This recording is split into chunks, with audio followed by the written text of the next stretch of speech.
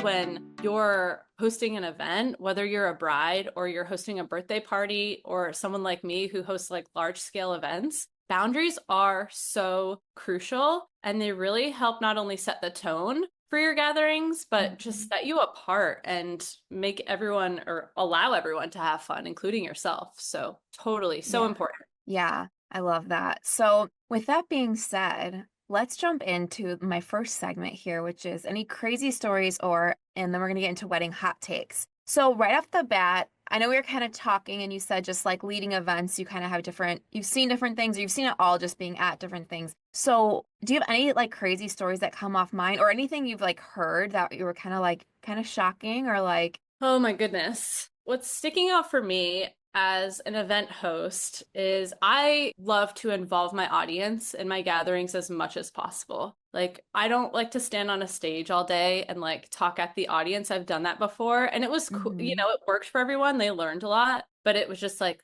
ugh.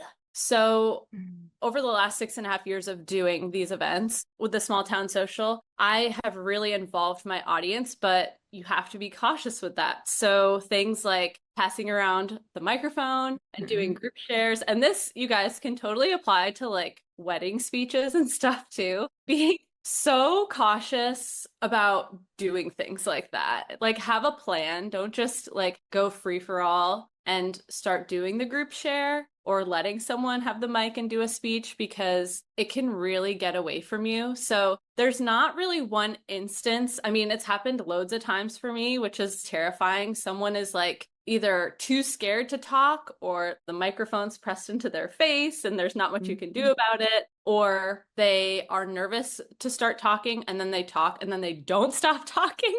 And that's a really big one where you're just kind of like, you need a game plan for that. So I have kind of a seasoned approach now, but for anyone who's interested in hosting events or you have an event on the horizon, that's like my number one thing is just totally involve your audience so they have fun, but proceed with caution.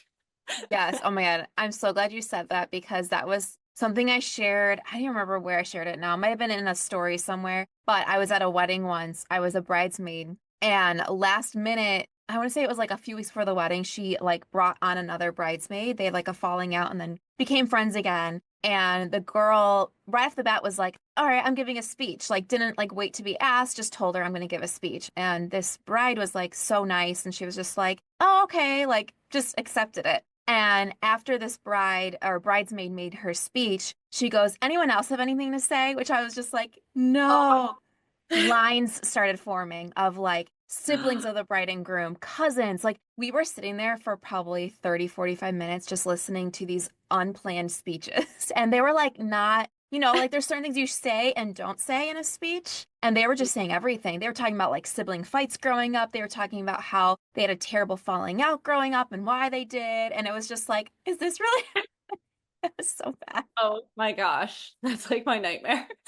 I know. It's Yeah, like, actually, that is giving me flashbacks to my wedding because, yeah, like more people made speeches than we knew. It was just kind of like, okay, all right, it's who's gonna that stop? boundary, yeah, between like respecting people, but also like I paid for this shit, like this is my day kind of thing to get into the wedding Yes. category. But for sure, it's definitely scary. But as long as you have a plan, like with how I run my events, I have outs. Like I have certain phrases that I say, and I'm very well versed in how I present my body language, in Hmm. terms of there are ways you can do that to like change a conversation and change a vibe. Like you send the signal, right? The bat signal. Hmm. So, and Yes. also I have an amazing team helping me for these events who are also well versed in that. So it makes Hmm. it a lot easier to just kind of be like, okay, we're gonna just take a pause here. Yes. But the other reason why that's scary is probably the most obvious. Like, we live in a very sensitive time right now where everyone has different opinions, views, thoughts on everything, and you just Mhm. never know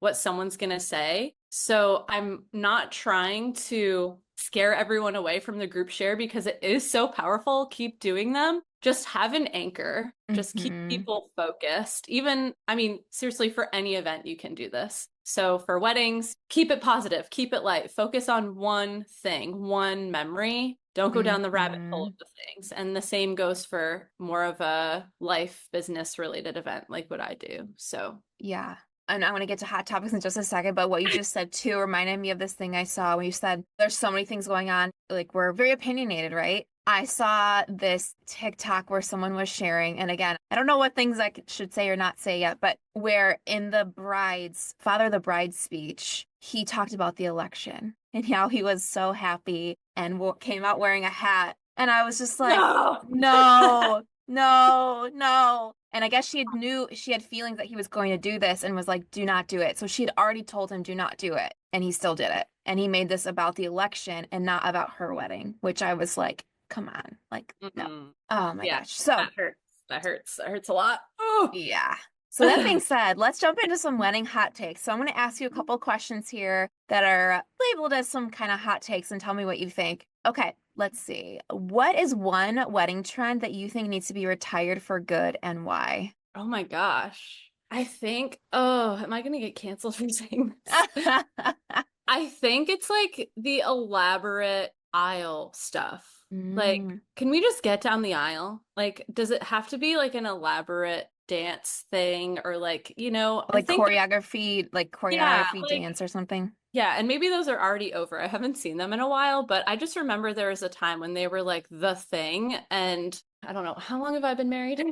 7 years, 6 years, 5 years. I remember when I was planning my wedding, I was like, that's not happening. So I feel like it's kind of that, but maybe it's more of like the just extreme displays of like entertainment to like Hmm. go viral because everyone's recording people Yes. at a wedding and I just miss when it was intimate and like personal and now it's just like a fucking entertainment reality show sometimes and I think that's what Hmm. needs to go. That's what I'm trying to get at. Yeah. No, I totally see what you mean because I think we're losing sight of what makes sense for our relationship and our wishes instead of going viral. You totally Yeah. like hit the nail on the head with that because I was just talking to someone about how we are so caught up in what everyone else wants for our wedding day already that we lose sight of like, wait, that doesn't make sense for me. Like I would never do that. Or like when parents come in, they want to invite 500 people. It's like, well, I'm very introverted, so that's like really Mm. uncomfortable for me. The same way, it's like, oh, let's do this viral dance so that maybe we have a chance of like blowing up on TikTok. It's like, why? Why do you Yeah. ask yourself, why do you want that? Yes, exactly. It's like the gender reveals. They've gone too far. It's like we just need to Yes. stop. We are starting forest fires in California. Like, Yeah. let's not do that, people. We Yeah. can Let's just, not. do the old-fashioned way, eat into a cupcake or something if you really want Yeah. to. Just have the baby and then tell us. Just have the baby. Oh my gosh. Okay, that was a good one. Do you think big weddings are worth the expense, or would you recommend keeping it small and intimate? That's totally subjective. I don't want to crush the girl's dreams that's like, or the guy's dreams that's just like, I want to have a huge wedding. I personally feel that if your wedding day is going to put such a financial strain on you that you're going to enter your marriage with such a level of stress that's not going to make it fun, then that's not worth it. I'm personally an advocate for like small and intimate and just let it be messy. And so I think it's really like, it's up to you, obviously, in your budget. Weddings have gotten so expensive. So I know people who have gone and done like a lot of the destination weddings for that reason. They're like, well, if we're Hmm. going to spend big money, we're just going to like go overseas and do it. But then it's smaller and more intimate because less family can go. So there's Hmm. kind of like this also hybrid segment now of weddings, which I Yeah. love. I'm like, that sounds like fun. Maybe for our 10-year anniversary, like we can Yeah. do something awesome like that. But yeah, I'm all for like the small and intimate at the end of the Yeah. Yeah, I think you make a really good point, and it kind of goes back into like what like people trying to impress others and not staying true to Mm. like themselves. Like if it's in your budget or if that was always your dream to have a big wedding, have that big wedding. Do it. Go all out. Get all the craziness and do it. I think that's Yeah. amazing. Because I get so like frustrated when I see comments that are like, "Oh, weddings are so dumb. Like they could have used that for a house." And it's like, well, maybe their goal wasn't to get a house right away. Maybe their goal was a Mhm. big wedding. But yeah, if you're going to be in $50,000 of debt because you can't Right. afford the wedding, then maybe you should rethink it. Yeah, there's And definitely so also many signs.